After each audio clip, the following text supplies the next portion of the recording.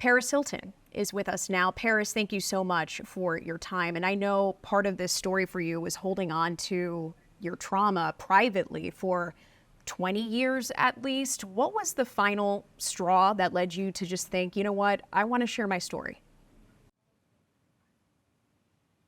After what I went through there, it was just so painful and traumatizing that when I got out of there, I promised myself that I would never think about it or talk about it again. I didn't tell my family, my friends.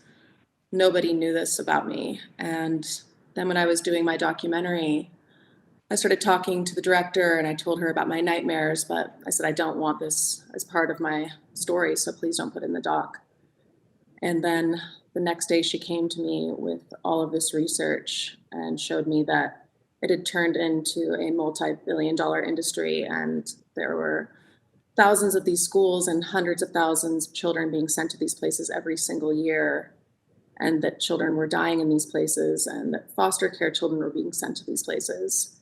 And I just knew that I needed to tell my story and let people know what's happening behind closed doors, because none of these people have had a voice and nobody's believed them. And I'm just so proud that I was brave and told my story. For the person who hears you and what you just described and is thinking, wait, what did I miss here? What has Paris Hilton gone through? How would you describe what happened to you at Provo Canyon School? Well, my parents were told they were sending me to an emotional growth boarding school. And these places have such deceptive marketing. And when I got there, it was just complete psychological torture from the moment that I walked in, from them being strip searching in front of male staff, constantly being watched in the shower by male staff, just every single day seeing people around me being restrained, physically, verbally abused. It was just 11 months of hell. Just so terrifying, so traumatizing. I've had severe nightmares about it ever since. And it's something that will affect me for the rest of my life. And, ever since I've told my story, it just is really crazy to me that all the stories are the same. My story is not a unique story. This is happening all the time, and it's been happening for decades at these places. And nobody has known what's happening until now, until all the survivors are coming forward and telling their stories. I'm curious, in your work, how has that marketing component of these places maybe evolved? Do you still feel like it's just as deceiving as it was when your parents decided to send you into one of these programs?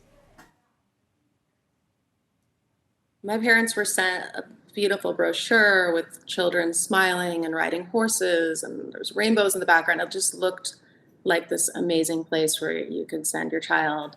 And it was all stock photos. None of those pictures were taken there. There was no going outside. There was no horseback riding. It was nothing like that. And now with websites and everything else, they're doing it on an even bigger scale around the world and marketing it to these families at their most vulnerable time. And these people are not licensed. They don't have the accreditation to be even around children. There's no background checks. It's unregulated. And there's just so many families that are being victimized by these places. And it's just horrible to know just how many families that they're destroying by doing this. And that's why I want people to understand what's really happening. You know, there have been many attempts for more than a decade, really, to try to address this on a federal level. I know that you've been to D.C. to advocate for legislation to tackle this very issue. Why do you think that it's taken so much time to even move the needle to where it's at today? Everything in politics takes a long time. We've been fighting this for the past 3 years now, but I'm so proud of all the impact that we've made so far, passing 8 state laws, and now we have 2 bills that are going through Congress right now for California and New Hampshire. And my Stop Institutional Child Abuse Act, that bill is in Congress right now, and we have 100 bipartisan supporters on the Senate, as well as 20 in the House. So I'm really hoping and praying that we can get this passed by this year because children are dying in the name of treatment right now. And enough is enough. This needs to stop. What have those conversations with those legislators on the federal level been like when discussing how to push and move this forward? I've been flying back and forth to DC over the past 3 years several times and have met with so many different senators and legislators at the Capitol. And when I tell my story, they are just in shock to hear what's happening. And I'm always bringing other survivors with me as well so they can understand that this is still happening today. And some of them are just heartbroken and shock, or others come forward and say that they've had family members who've been sent to these places as well, but they have never told anyone. And I think this is why this industry thrives, because they really instill the shame in the children where they don't even want to talk about it and they don't think anyone will ever believe them. And I think silence is a very powerful muzzle, and that's why a lot of abuse continues to happen, because people don't feel safe to tell their stories.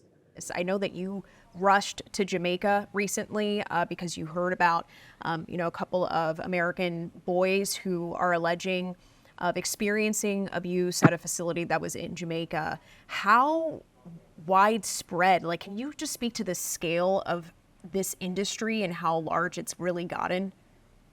It's a $23 billion a year industry, and this is being paid by taxpayers. And they're all over. The schools are all over the states, all over Utah, California, Montana. They're moving them over to Samoa and Mexico and Jamaica. And when I heard that there was those 7 American boys and what they alleged happened to them, I knew that I needed to fly out there and be with them at their court date because they had no one there to support them. So we helped with getting lawyers and bringing them clothes and just letting them know that we were there. And I wanted to tell them that I'm here, I'm fighting for you, I believe you. And it was really amazing just to see 2 days later that these people were held accountable. 5 of the employees that were abusing the boys were arrested. The school shut down. And that's a really important message that I want others people to see, that if you are abusing children, I'll find out, I'll find you, I'm going to shine a huge spotlight on you, and you will be held accountable. I hear that passion as you speak about this because, of course, it's personal for you, but you're using your spotlight to really highlight this issue and create impact. How has you becoming a mom shaped your advocacy? Being a mom now, it just makes me want to fight even harder. I can't imagine anything like this happening to my children. And it just is so heartbreaking to me. And I just feel that, maybe God put me through this and he gave me a special gift so that I could be the hero that I needed when I was a little girl. And just all of this has just been very emotional and very difficult to go through, but it's also been the most healing experience of my life to finally let that out and also just make a difference in so many others' lives. And it's just really been life changing and the most meaningful work I've ever done. And I really believe that this is my true purpose in life.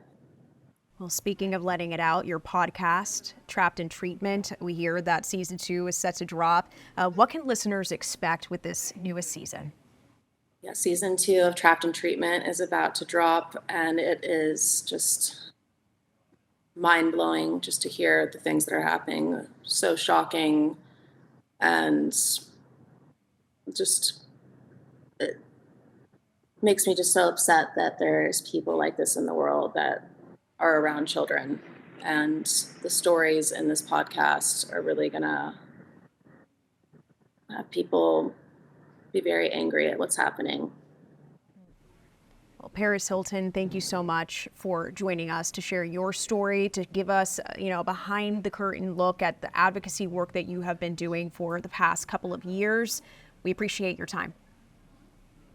Thank you so much. Thank you for covering this really important story.